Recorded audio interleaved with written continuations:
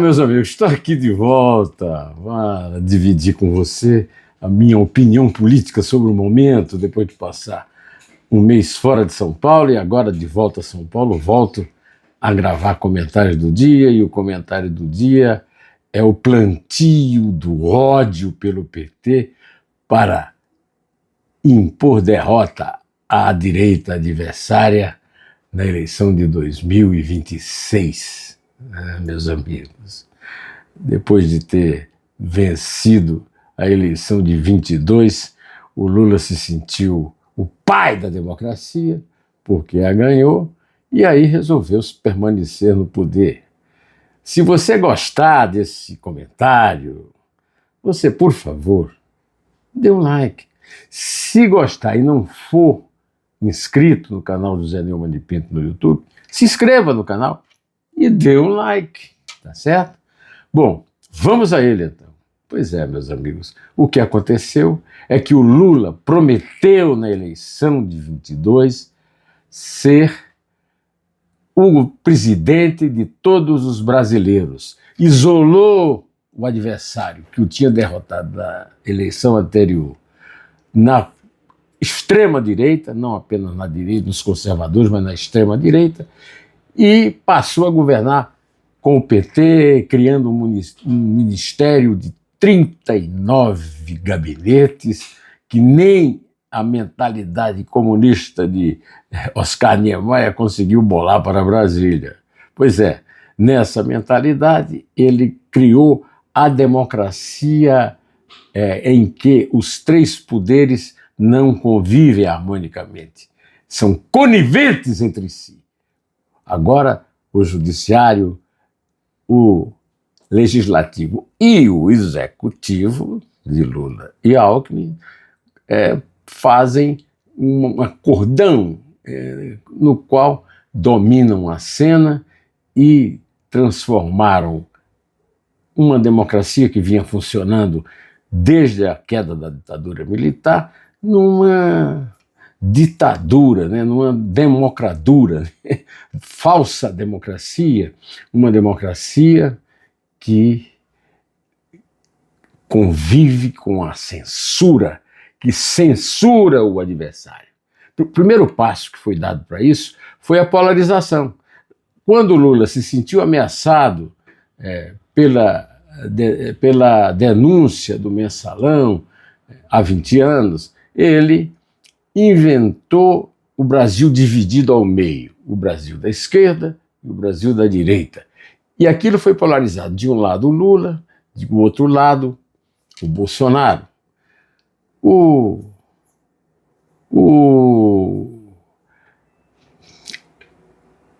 Lula está fazendo um governo que desmente toda e qualquer pretensão de liberdade. Um governo que censura, um desgoverno que censura e que serve aos interesses específicos dos grupos políticos que os apoiam. A parte da maioria no Congresso que não comunga dos ideais do PT ganha o seu nessa ditadura dos partidos que impuseram, uma verba para financiar eleições e outra para financiar os partidos, E com isso participam do bolo, Pois é, a polarização levou a uma discussão histérica e a um movimento de repulsa de um em relação ao outro. Quem vota num tem que necessariamente não apoiar o outro. Quem vota num tem que apoiar o seu governo, senão cai na desgraça de ser considerado o pior de todos, que é o chamado, que eles batizaram de isentão. O PT conseguiu ganhar a eleição, o Lula, nesse caso, ganhou do seu atual vice, que foi governador de São Paulo pelo partido dos tucanos, o PSDB, na base do eu contra os outros, na base do Brasil vermelho e Brasil azul. Mas, agora, essa polarização teve que interromper um governo de direita porque o Bolsonaro derrotou o PT na primeira eleição que disputou para a presidência. O resultado é que o Lula ganhou prometendo democracia. Foram assinados manifestos a favor, mas esse desgoverno ele não é democrático. Primeiro, porque censura com a aliança do executivo. Então, se fala numa convivência democrática entre poderes, quando na verdade existe uma conivência, um acordão de compadres, de compadritos, como se diz na gíria lá do lunfardo argentino, né? Pois então, e aí agora a coisa está se radicalizando, o governo, o desgoverno é tão ruim que não consegue, apesar de todo o domínio sobre a comunicação, sobre as discussões políticas no Senado, domínio que está sendo ameaçado agora e que o PT está tentando recuperar para ganhar a eleição de 2026, com Lula, é claro, fazendo uma nova disputa. A inimizade entre o apoio e a crítica, a direita e a esquerda. Agora não, esse aí foi no passado, agora é o pobre contra o rico.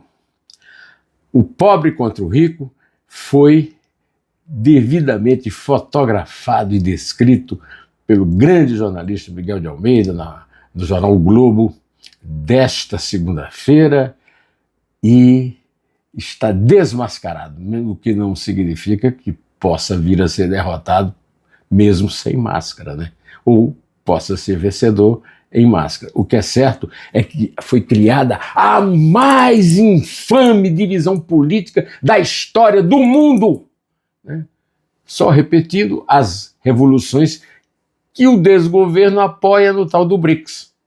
O tal do BRICS é uma reunião de ditaduras acessórias,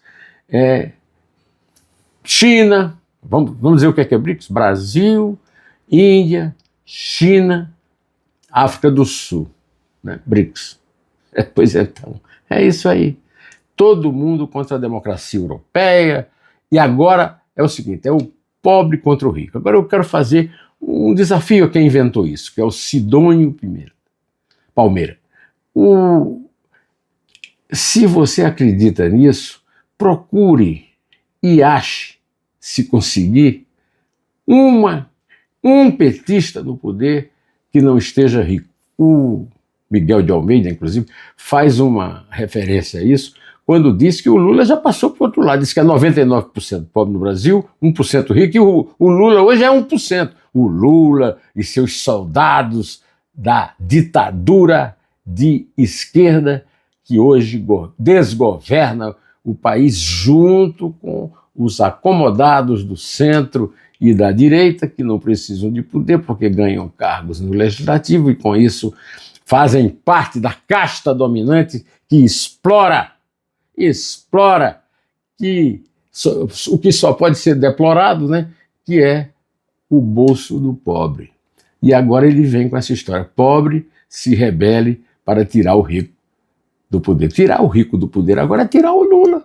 Então, pois é. Mas ele não acredita nisso. Sidônio, como revela de forma brilhante o Miguel de Almeida, é um nome que homenageava um santo que não tinha nada a ver com briga de pobre com rico, era um santo que pregava o cristianismo, que prega a igualdade entre irmãos.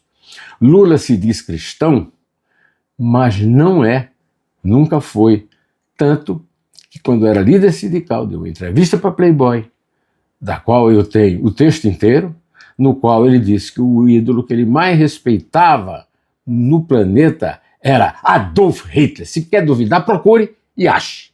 Agora procure e ache também um petista no poder que esteja pobre, principalmente o Lula. Quer dizer, quando ele prega a perseguição, a luta, a violência contra o rico, está se eximindo de ser rico como rico ele é. Bom, eu vou ficando por aqui, muito preocupado com o futuro do Brasil, principalmente nessa eleição, em que se vende essa coisa desumana, essa coisa ditatorial, essa coisa antidemocrática, que é o conflito armado, de preferência na rua, com o crime organizado, de sócio secreto, dos pobres e dos falsos pobres, que são os ricos, cuja fortuna é construída em cima da nossa luta e dos impostos que nós que não somos da casta, pagamos. Vou ficando por aqui, direto ao assunto. Até!